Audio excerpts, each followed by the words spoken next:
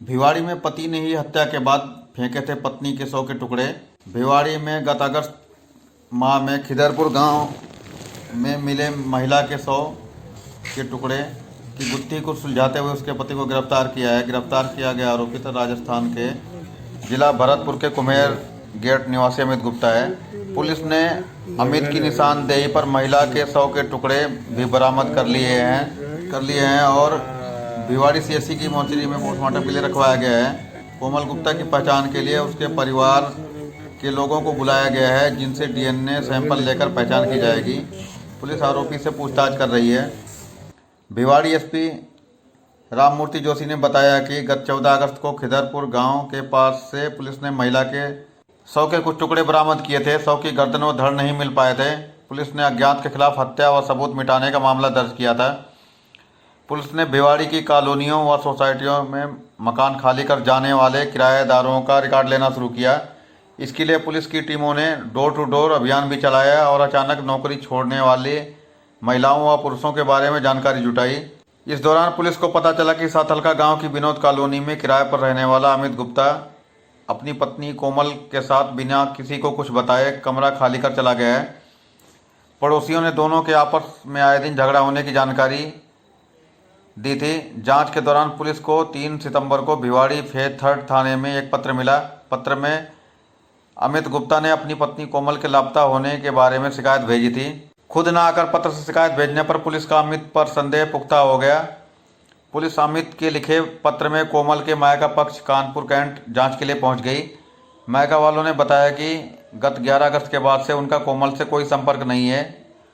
उन्होंने बताया कि अमित पहले भी एक हत्या कर चुका है तथा कोमल की भी हत्या करने का संदेह है।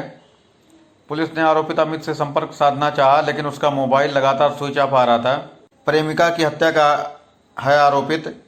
एसपी ने बताया कि फरवरी 2013 में अमित ने अपनी प्रेमिका महिला होमगार्ड की दुष्कर्म के बाद हत्या कर दी थी, जिसमें उसे आजीवन कारावास की सजा सुनाई गई थी और 2014 में वह राजस्थान हाईकोर्ट से जमानत पर छूटा था। उन्होंने बताया कि दिसंबर 2019 में अमित व कोमल की शादी हुई थी। कोमल की यह दूसरी शादी थी। पहले दोनों भरतपुर के कुमेर गेट पर रहते थे और अमित गुप्ता ई मित्र की दुकान चलाता था। कोमल गुप्ता अपने पूर्व पति संजय के भांजे लाली गुप्ता से फ़ोन पर बात करती रहती थी, जिससे अमित को ऐतराज़ था और दोनों के बीच इसको लेकर झगड़ा होता रहता था। इस दौरान कोरोना वायरस के कारण लॉकडाउन में अमित की मित्र की दुकान बंद हो गई तथा पति पत्नी भिवाड़ी आ गए और अलग अलग फैक्ट्रियों में काम करने लगे। भिवाड़ी में भी दोनों के बीच झगड़ा होता था, जिससे तंग आकर कोमल ने गत 11 अगस्त को अमित को कमरे से निकाल दिया और फैक्ट्री चली गई तथा कुछ समय बाद अमित गुप्ता वापस कमरे पर आ गया। कोमल शाम को जब वापस आई तो अमित ने कमरे का दरवाज़ा बंद कर दिया और कोमल को ज़बरदस्ती भांग की गोली खिला दिया। इसके बाद हाथ पैर बांधकर गला दबाकर कोमल की हत्या कर दिया। अमित ने बड़े चाकू से पत्नी के 100 के कई टुकड़े कर अलग अलग जगहों पर फेंक दिया और फरार हो गया। आरोपी फरारी के दौरान भिवाड़ी के अलावा पलवल, भरतपुर व जयपुर सहित कई स्थानों पर रहा। अमित ने हत्या करने के बाद 100 के कई टुकड़े कई जगहों पर फेंका था। कोमल के 100 के दोनों हाथ को खिदरपुर के स्कूल के निकट फेंका था, जबकि कंधे से वक्षस्थल के हिस्से को कट्टे में फेंककर कहरानी के निकट ले जाकर फेंक दिया था। पुलिस ने अमित की निशानदेही पर कहरानी के पास से कट्टे में रखे अंग बरामद को कर लिया है और भिवाड़ी सीएससी की मोर्चरी में रखवाया गया है।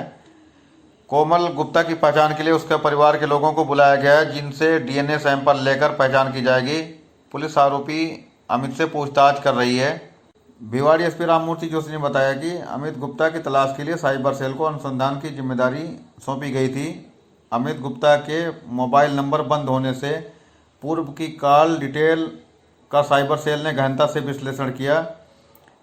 इसके बाद पुलिस को अमित गुप्ता तक पहुंचने में आसानी हुई और पुलिस ने अमित गुप्ता के संपर्क में रहे लोगों से संपर्क कर उसकी फोटो व पहचान पत्र प्राप्त कर आखिरकार उसको दबोच लिया।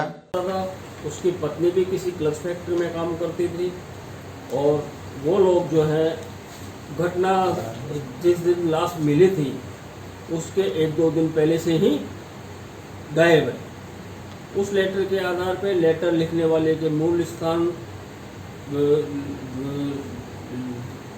कथित पीड़िता के मूल स्थान जो कि कानपुर में था, कानपुर में हमने एक विशेष दल भेजा।